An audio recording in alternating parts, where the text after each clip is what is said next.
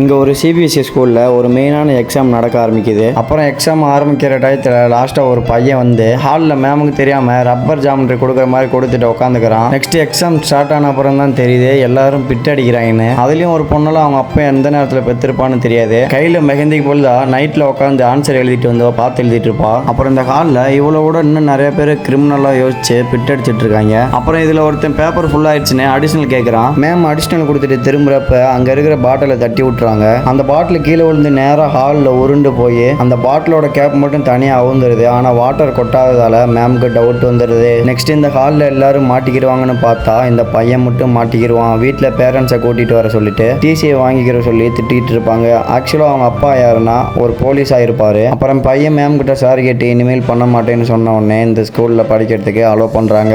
ஆக்சுவலாக இந்த பையனும் இவனோட ஃப்ரெண்ட்ஸும் இன்னும் தெரிஞ்சிருக்கவே மாட்டாங்க. இதில் ஒரு சர்ப்ரைஸ் என்னன்னா இவங்க அப்பா தன்னோட பையனுக்கு கோலர் சொல்லிட்டு இவங்க அப்பாவே பிட் அடிச்சிட்டு இருப்பாரு. என்னன்னு பார்ட் 2ல பிரீஃபா பார்க்கலாம் गाइस.